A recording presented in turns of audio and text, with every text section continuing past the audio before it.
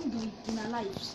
If we have faith, it said in a chapter in the Bible, it said that even with a little faith, God said it. This big mountain shall be removed. That shows how very strong faith could be. Now let's go for hope. Hope. We have a problem, and God gives you a solution. Say do it. Says do it. But you don't have hope that's going to happen. You say, like, sometimes when I'm having a test, I'll get nervous. I won't have any faith it's going to happen. I won't have any hope that I'm going to do it. But with faith and hope, your spirit will become strong and powerful to do something. And with that, you can easily overcome any obstacle in your way. Amen. I'm going to go with one more chapter. Then after that, I will talk about confidence. Then after the round things up. Then I'll give you chapters, I think two or three chapters to read. Yeah, I'll give you a chapter to go to read when this service is over. Okay, let's go to Hebrews chapter 6 verse 18.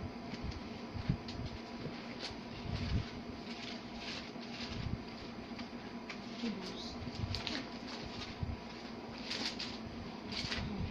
chapter 6 verse 18. Okay, so it's there.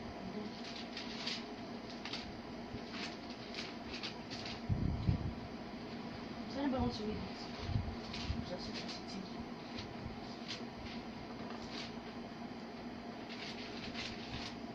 You can read it. It says that by two immutable things in which it was impossible for God to lie, we might have a strong consolation, who have fled for refuge, to lay hold upon the hope set before us.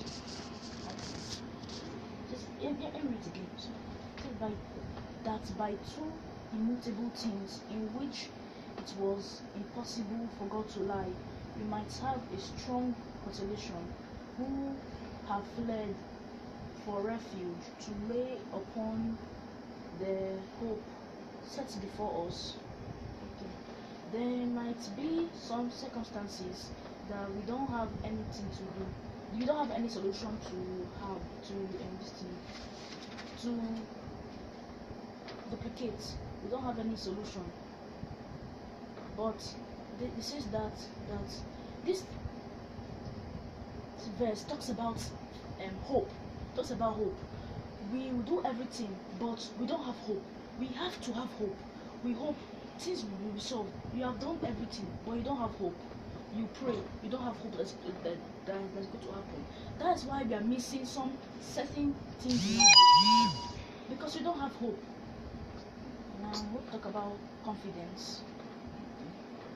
Let's say you are going for an interview or something, and you made a mistake, or you're doing a test, you made a mistake, you failed the question, or you're doing a test and you are stuck on a problem, you're stuck on a test question. First, what I will recommend everybody to do is pray. But we pray to God. What must we also apply when we pray to God? Confidence and faith. Some of us, when we pray to God, I hope none of us do that. When we pray to God, in our hearts, we don't feel like it's going to happen. We don't feel strength in our spirits. We feel afraid that it's not going to happen. But that must not be what you must think in your heart. Your heart must be equipped with faith. You must have confidence in the Lord. If you don't have confidence, where are you going to go to?